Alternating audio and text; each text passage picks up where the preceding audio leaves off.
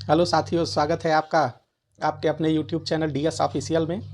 साथियों, मैं सर्वेश दुबे हाजिर हूँ आपके सामने इकोनॉमिक्स की क्लास की अगली श्रृंखला लेकर। साथियों, कहते हैं एक अच्छे व्यक्तित्व का निर्माण जो है एक अच्छे व्यक्ति से होता है। व्यक्ति अपने आदतों को सुधार के एक अच्छा व्यक्तित्व बना सकता है, उसमें सुधार कर सकता है और कोई भी उपलब्धियां हासिल कर सकता है।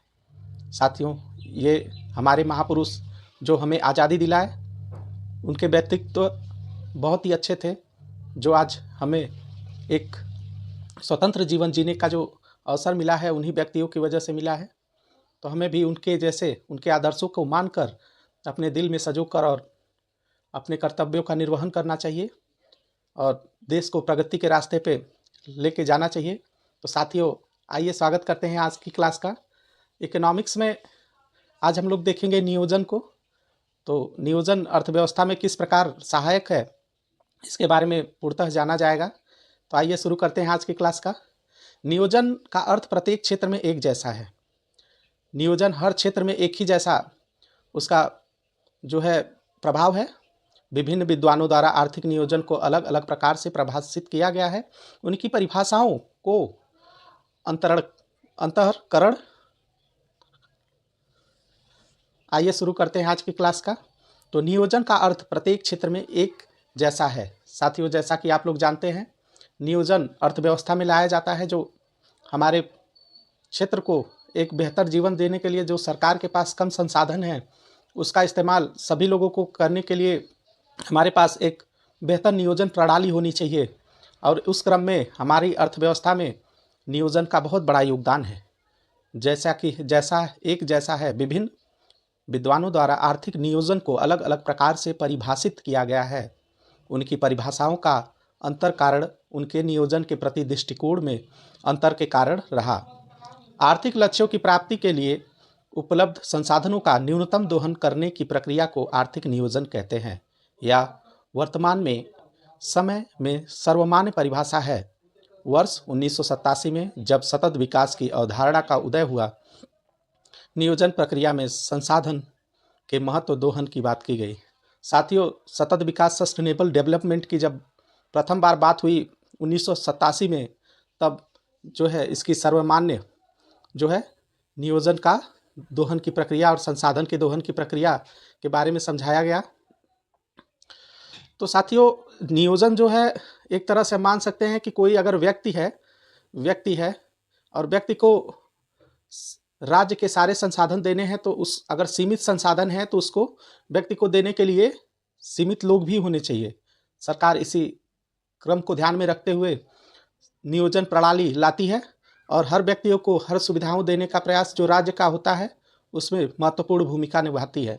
1940 में योजना समिति स्थापित हुई। वैसे 1949 में इसका अंतिम रिपोर्ट प्रकाशित हुआ। एक लोकतांत्रिक व्यवस्था के तहत योजना ऐसे परिभाषित किया जा सकता है कि वह औद्योगिक समन्वय, जिनमें खपत, उत्पादन, निवेश, कारोबार और अन्य के निष्पक्ष विशेषज्ञ हों, जो राष्ट्रीय प्रतिनिधि द्वारा तैयार सामाजिक उद्देश्य के अनुरूप काम करें। इसका साफ मतलब है कि हर चीज़ का एक बेहतर परिभाषा और उसके अनुरूप कार्य होना चाहिए। सभी नीतियों को ढांचागत रूप देने के संदर्भ में योजना उद्देश्यों को सुपरिभाषित प्रणाली को शामिल करता है। साथ ही इनमें परिभाषित नतीजों को बढ़ावा देने के कार्य नीति होती है। योजना समस्याओं के तार्किक समाधान को पाने का एक अनिवार्य प्रयास है। अर्थ व अंतर के बीच समन्वय की कोशिश है। इसलिए पारंपरिक लापरवाही हिट एंड मिस तरीकों से पूरी तरह अलग है, जिसके माध्यम से सुधार में पुनर्निर्माण किया जाता है। सुधार से पुनर्निर्माण की एक परिकल्पना है। योजना एक प्रक्रिया है। इसका मतलब हुआ कि प्लानिंग, कुछ करने की प्रक्रिया। जब तक हमारी ज़िंदगी से जुड़े लक्ष्य और उद्देश्य बचे रहेंगे, तब तक प्रक्रिया चालू रहेगी। मतलब हमें कुछ भी करना है, जैसे हम पढ़ाई कर रहे हैं तो उसको एक प्रक्रिया है उसकी, कि पहले जो है नीचे से फाउंडेशन एनसीईआरटी से शुरू करते हैं, ऊपर बेस मजबूत करते हैं। उसके बाद ऊपर के किताबों को पढ़ा जाता है, जिससे हम परीक्षा में बेहतर अंक प्राप्त करके एक सफल ऑफिसर बनते हैं। तो उसमें एक प्रक्रिया होती है जो अर्थव्यवस्था में भी अपनाई जाती है। योजना निर्माण को सुपरिभाषित लक्ष्य चाहिए। दूसरे विश्व युद्ध के बाद कई देश विकास योजना की तरफ बढ़े। इन देशों के सामने सामाजिक आर्थिक बाधाएं थी। उन्होंने पहले कुछ लक्ष्य और उद्देश्य बनाए और इसके बाद प्लानिंग के जरिए उनको साकार करना शुरू किया। पहले उद्देश्य बनाए, जैसे हर विद्यार्थी टाइम टेबल बनाता है, उसी तरह टाइम टेबल बनाया गया, उद्देश्य बनाया गया कि हमको इस लक्ष्य को प्राप्त करनी है, हमारी इकोनॉमी इतने बिलियन डॉलर की होनी चाहिए, या फिर हमारे इकोनॉमी में जो है हर प्रकार की जो सुविधाएं हैं, जो नागरिक की मूलभूत सुविधाएं हैं, वो प्राप्त करने के लिए हमें क्या क्या करना है, ये एक प्लान तैयार करके उसके अनुरूप सरकार जो कार्य करती है। तो योजना निर्माण को सुपरिभाषित लक्ष्य चाहिए। दूसरे विश्व युद्ध के बाद देश में विकास योजना बढ़े और इसके समान सामाजिक अर्थ बाधाएं थी। उन्होंने पहले कुछ लक्ष्य और उद्देश्य बनाए, इसके बाद प्लानिंग के जरिए साकार करना शुरू किया। उपलब्ध संसाधनों का सर्वोत्कृष्ट उपयोग होना चाहिए। यहाँ हम दो अवधारणाएं पाते हैं। पहली, संसाधनों के उपयोग से जुड़ी संवहनीयता के विचार के उद्भव से पहले, यानी 1987 से पहले, विशेषज्ञ अधिकतम संसाधन दोहन पर जोर देते थे। पहले विशेषज्ञ का मानना था कि हम जितना अर्थव्यवस्था में संसाधनों का उपयोग करेंगे प्रगति उतना ही ज़्यादा होगी, लेकिन उनका तर्क गलत साबित हुआ और सतत विकास के जो परिभाषा 1987 में इसीलिए लागू हुई कि हम अपने भविष्य को बचाते हुए अपने विकास को करें। इसमें प्राकृतिक दोहन को भी शामिल किया गया, जिससे लगातार जो संस्थाएं या देश प्रकृति दोहन कर रहा था उसको बचाने के लिए ये नियम कानून लाए गए। 1950 के दशक तक दुनिया भर योजना निर्माण संसाधनों के इस्तेमाल का एक तरीका बना, ताकि नीति निर्माताओं द्वारा किसी भी लक्ष्य को हासिल किया जा सके। कई विदेश आकार के परिवार पाने के लिए नियोजन शुरू हुआ। पहले से मौजूद और नए बनने वाले शहरी क्षेत्र को सामाजिक और भौतिक बुनियादी सुविधाएं देने के लिए नगर और शहरी योजनाएं बनाई गई। देशों द्वारा अपने राजस्व को विभिन्न व्यय श्रेणियों में सबसे अच्छा उपयोग करने की प्रक्रिया में वित्तीय नियोजन शुरू किया गया। और चौथा है, इस तरह छोटे बड़े स्तरों पर कई योजनागत प्रक्रियाएं हो सकती हैं, जैसे कृषि योजना जो पंचवर्षीय कृषि योजना होती है, औद्योगिकरण योजना जो इंडस्ट्री बनाने के लिए हमें किन किन बातों का ध्यान रखना चाहिए और हम कम चीज़ों को दोहन करके कैसे एक अच्छा मटेरियल तैयार कर सकते हैं, और हमारा लक्ष्य होना चाहिए कि कभी भी प्राकृतिक का जो है अत्यधिक नुकसान न हो। सिंचाई योजना बनाते हैं, जो नहरों, नलकूपों और ट्यूबवेल के माध्यम से सरकार सब्सिडी के माध्यम से अपने ग्रामीण इलाकों में ज़्यादा अन्न उपजाने के लिए इस योजना चलाती है। सड़क योजना, सरकार सड़क को अधिक से अधिक बनवाती है, इंफ्रास्ट्रक्चर को मजबूत करती है, जिससे यातायात के साधन बढ़ते हैं और देश की जो आर्थिक गति है उसमें तीव्रता आती है। भवन योजना के तहत जो सरकार सब्सिडी के तहत या फिर लोन में जो उसके ब्याज होते हैं उनको कम करके, और भवन योजना के माध्यम से हर व्यक्ति को एक बेहतर जीवन जीने के लिए जो घर, कपड़ा और मकान और रोटी की ज़रूरत होती है, इन सब जो जरूरी संसाधन है, शिक्षा, स्वास्थ्य और भोजन, इन सब को पूरा करती है। हमारे पास जो संसाधन हैं उनके जरिए किसी भी प्रकार के लक्ष्य पाने की कला प्लानिंग की प्रक्रिया है। हम एक बेहतर आसान उदाहरण दे सकते हैं। इसका मतलब यह हुआ कि यदि हम नियोजन के सिद्धांत के प्रति सचेत नहीं हो तब हम रोज अपने दिन की रूपरेखा तैयार कर लेते हैं। नियोजन का मतलब आपको बता दिया गया है, उसी प्रकार दिया गया है कि हम डेली बाय डेली हर काम को प्लानिंग के तरफ करते हैं। प्रादेशिक नियोजन किसी भी देश द्वारा विकास नीति के एक नए हिस्से के रूप में पहली बार प्रादेशिक स्तर पर नियोजन किया गया। अमेरिका ने पहली बार प्रादेशिक नियोजन किया था। उन्होंने 1916 में टेनेसी वैली अथॉरिटी TVA की स्थापना की। राष्ट्रीय नियोजन के आधिकारिक प्रयोगों को जोड़े सोवियत रूस की बोल्शेविक क्रांति 1917 में औद्योगिकरण की रफ्तार से असंतुष्ट जोसेफ स्टालिन ने 1988 में सोवियत संघ के लिए केंद्रीय नियोजन की नीति का ऐलान किया। तो नियोजन की नीति में सबसे पहले अमेरिका उतरा और TVS की स्थापना की। यह एक कंपनी है। और उसके बाद फिर राष्ट्रीय नियोजन में सोवियत संघ, फिर रूस की जो बोल्शेविक क्रांति हुई 1917 में, फिर औद्योगिकरण का जो रफ्तार है वो बढ़ा और सबको एक योजनाबद्ध ढंग से देशों ने किया, जिससे उनकी आर्थिक प्रगति हुई। 1928 में आर्थिक नियोजन के अलावा स्टालिन ने जो अतिवादी कदम उठाए उनमें खेती का सामूहिकरण अधिकारी और देवी तथा सोवियत संघ में पहली पंचवर्षीय योजना 1928 से 1933 के बीच लागू की गई और दुनिया की राष्ट्रीय योजना का यह पहला अनुभव था। तो सोवियत संघ ने सर्वप्रथम 1928 से 1933 के बीच योजना लाया, पंचवर्षीय योजना, जो कृषि के क्षेत्र में विकास के लिए था। मशहूर सोवियत नारा ग्रेट लीप फॉरवर्ड राष्ट्रीय स्तर पर आर्थिक नियोजन की शुरुआत में तीव्र औद्योगिकीकरण के लिए लगाया गया था। सोवियत नियोजन के स्वरूप और पैमाने का प्रत्यक्ष और परोक्ष असर हर उस देश को पड़ा जिसने नियोजन किया, चाहे वह उस देश की अर्थव्यवस्था को पूंजीवादी को हो या मिश्रित। यानी हर देश ने आर्थिक नियोजन की जो प्रणाली है उस पर ध्यान दिया और उन्होंने आर्थिक नियोजन को और बेहतर बनाने के लिए कृषि के क्षेत्र में पंचवर्षीय योजनाएं लाई और इसका श्रेय सर्वप्रथम सोवियत संघ को जाता है। भारत की नियोजन प्रक्रिया पर सोवियत नियोजन का सीधा असर पड़ा। पहली सोवियत नियोजन योजना में भारी उद्योग को हल्की उद्योग पर प्राथमिकता दी जानी थी और उपभोक्ता वस्तुओं पर तब ध्यान दिया जाना था जब अन्य प्राथमिकताओं की सभी जरूरतें पूरी हो गई हों। हमें भारतीय नियोजन प्रक्रिया में भी ऐसा दिखता है। आर्थिक नियोजन का सोवियत ढांचा पूर्वी यूरोप देश में फैल गया।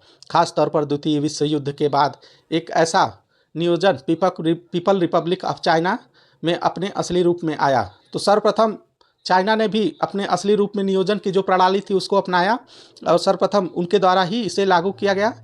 नियोजन के प्रकार क्या हैं, आइए देखते हैं। Types of planning. सोवियत संघ के पहली बार राष्ट्रीय योजना शुरू करने के बाद कई अन्य देशों ने इसका अनुकरण किया, लेकिन उनके तरीके और व्यवहार अलग थे। हालांकि नियोजन के कई प्रकार हैं, लेकिन उनमें सबसे महत्वपूर्ण आर्थिक संगठन के आधार वाले राज्य नियंत्रित अर्थव्यवस्था मिश्रित अर्थव्यवस्था है।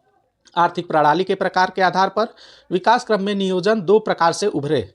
पहला आदेशात्मक नियोजन, इम्परेटिव प्लानिंग। तो राज्य नियंत्रण अर्थव्यवस्था की नियोजन प्रक्रिया समाजवादी और साम्यवादी आदेशात्मक नियोजन कहा जाता है। ऐसे नियोजन का लक्ष्य आधारित नियोजन भी कहते हैं। ऐसे नियोजन दो प्रकार के होते हैं। समाजवादी प्रणाली में सभी आर्थिक फैसले सरकार के हाथ में केंद्रीकृत होते हैं, जिसमें संसाधनों पर सामूहिक स्वामित्व होता है।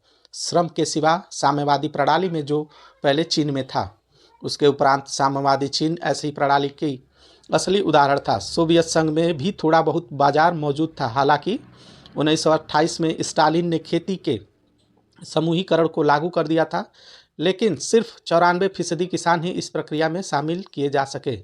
नियोजन में विकास और वृद्धि के संख्यावाचक मात्रात्मक लक्ष्य तय कर दिए जाते हैं। उदाहरण के लिए जैसे 5 lakh ton steel, 2 lakh ton cement, 10,000 kilo राष्ट्रीय राजमार्ग और 5,000 प्राथमिक स्कूल बनाए जाएंगे। चूँकि सरकार का भी सभी संसाधनों पर स्वामित्व होता है, इसलिए ऊपर उल्लेखित योजनागत लक्ष्यों को हासिल करना बहुत संभव होता है। तीसरा की बाजार मूल्य प्रणाली की इनमें करीब करीब कोई भूमिका नहीं होती, क्योंकि सभी आर्थिक निर्णय केंद्रीय ढंग से सरकार द्वारा लिए जाते हैं। अर्थव्यवस्था में निजी भागीदारी नहीं होती, सिर्फ सरकार ही अर्थव्यवस्था की भूमिका निभाती है। सरकार के द्वारा इस तरह की आर्थिक व्यवस्थाओं को केंद्रीय नियोजित अर्थव्यवस्थाओं के रूप में जाना जाता है। सोवियत संघ में पोलैंड, हंगरी, ऑस्ट्रिया, रोमानिया आदि हैं और अंततः चीन। इसमें से एक पोलैंड के मशहूर अर्थशास्त्री ऑस्कर लैंग थे, जो वापस जाकर Polish state economic council Bharat में प्लानिंग कमीशन की तर्ज पर चेयरमैन बने। उसके उपरांत इस तरह की योजनाएं अपने शीर्ष पर चीन में सांस्कृतिक क्रांति, जिसे 66 से 69 के बाद पहुंचा, जिसमें 1949 के बाद सोवियत तर्ज की केंद्रीय नियोजन प्रणाली अपनाने वाले देश की आर्थिक सुस्ती आ गई। डेंग सियाओपिंग 1977 से 1979 के समय चीन ने आर्थिक शक्तियों को बड़े पैमाने पर विकेंद्रित कर दिया और अर्थव्यवस्थाओं को बचाने के लिए 1985 में मुक्त द्वारा नीति ओपन डोर पॉलिसी की घोषणा की। चीन की यह नीति साम्यवादी राजनीतिक ढांचे के तहत समाजवादी बाजार की अवधारणा थी। बाजार की दिशा में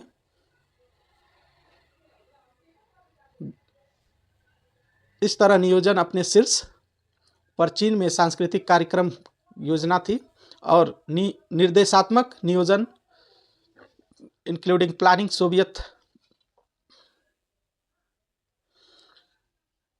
सोवियत संघ में नियोजन शुरू होने के बाद के 2 दशकों पे नियोजन के विचार पर लोकतांत्रिक दुनिया का ध्यान गया। फिर ऐसा समाज आया जब ऐसी कुछ अर्थव्यवस्थाओं ने राष्ट्रीय नियोजन शुरू किया। चूंकि न तो वह राज्य नियंत्रित अर्थव्यवस्था थी, न ही उनकी राजनीतिक प्रणाली साम्यवादी या समाजवादी थी, इसलिए उनके नियोजन को आदेशात्मक अर्थव्यवस्था से अलग होना था, जिसके माध्यम से निर्देशात्मक योजना का पालन करने वाले सभी अर्थव्यवस्था में मिश्रित थे। एक केंद्र नियोजन अर्थव्यवस्था के विपरीत जो देश आदेशात्मक नियोजन का पालन कर रहे थे, निर्देशात्मक नियोजन बाजार मूल्य प्रणाली की जगह लेने के बजाय इनके जरिए काम करता रहा। 15वां, अल्पसंख्यक मात्रात्मक लक्ष्य निर्धारित करने के साथ ही आदेशात्मक नियोजन की तरह योजना के लक्ष्यों को पूरा करने के लिए अर्थव्यवस्था निर्देशात्मक प्रकृति की आर्थिक नीतियों की घोषणा की। आर्थिक नीतियों की निर्देशात्मक प्रवृत्ति, जिनका ऐलान ऐसे नियोजन में किया जाता है, दरअसल निजी क्षेत्र को आर्थिक निर्णय लेने की प्रक्रिया में उत्साहित और निरुत्साहित करती है। 40 के दशक के मध्य मिश्रित अर्थव्यवस्था बनाने के बाद फ्रांस ने 1947 में अपनी पहली 6 वर्षीय योजना शुरू की, जिसमें मानेट योजना, वे फ्रांसीसी राष्ट्रीय योजना समिति के पहले अध्यक्ष और फ्रांस में तत्कालीन योजना मंत्री कहा जाता है। आर्थिक सर्वेक्षण 2010-11 संभवतः भारत का पहला दस्तावेज था जिसमें जो भारत में योजना के लिए मानक दृष्टिकोण की आवश्यकता की वकालत किए हैं। ऐसा माना जाता है कि सरकार द्वारा चलाए जा रहे कार्यक्रम योजनाएं जब तक लोगों के रीति रिवाज, परंपरा और स्वभाव के साथ मेल नहीं खाएंगी, तब तक लक्षित आबादी तक उनकी स्वीकार्यता वांछित स्तर तक नहीं होगी। इसके बाद जनवरी 2015 में भारत सरकार द्वारा नियोजन योजना आयोग की जगह नीति आयोग की स्थापना की गई। अगर हम इस नए नीति चिंतक निकाय यानी पॉलिसी थिंक टैंक के कार्यों को देखें तो स्पष्ट ज्ञात होता है कि भारत आधिकारिक रूप से मानक नियोजन को अपनाने की ओर अग्रसर हो चुका है। इस निकाय को एक ऐसे विकास मॉडल के निर्माण का कार्य दिया गया है जो भारतीय हो, अर्थात इस विकास मॉडल में भारत की सांस्कृतिक एवं मूल्य विधान का घटक शामिल हो। हाल के वर्षों में भारत सरकार द्वारा इस नीति में कई पहल की गई, जिसके परिणाम भी अच्छे मिले हैं। सामाजिक और मानकों सोशल नॉर्म्स को प्रभावित करने की दिशा में सरकार द्वारा किए गए प्रयासों को आर्थिक समीक्षा 2015-16 ने उद्धृत किया है। धनी लोगों को छूटों को छोड़ने के लिए समझाना, लड़कियों के प्रति सामाजिक पूर्वाग्रह को कम करने का प्रयास और खुले में शौच करने के स्वास्थ्य संबंधी लाभों के प्रति लोगों को जागरूक करने की कोशिश एवं सार्वजनिक स्थानों को साफ सुथरा करने के लिए लोगों को उत्साहित करने का प्रयास। पिछले कुछ वर्षों में विशेषकर 2015 से सरकार की नीति निर्माण में मानकीय नीतियों को प्रचलन काफ़ी बढ़ गया है। सरकार द्वारा शुरू की गई रूपांतकारी सुधारों 19 की प्रक्रिया और कई अन्य नीतिगत पहल इस दिशा में उठाए गए कदम हैं। तो साथियों, हमने देखा कि सरकार किस तरह पंचवर्षीय योजना को लागू करती है। उसके बाद फिर जो है नीति आयोग आता है और नीति आयोग अपना कार्य करता है, और इसके उपरांत थिंक टैंक का जो एक मॉडल है भारत के विकास में योगदान का, उसे नीति आयोग के कार्य के रूप में सौंपा गया है। तो साथियों, आज की क्लास में बस इतना ही। मैं आशा करता हूँ आपको क्लास अच्छी लगी होगी और हमसे जुड़े, ज़्यादा से ज़्यादा लाइक, शेयर और सब्सक्राइब करें। तब तक के लिए जय हिंद, जय भारत दोस्तों।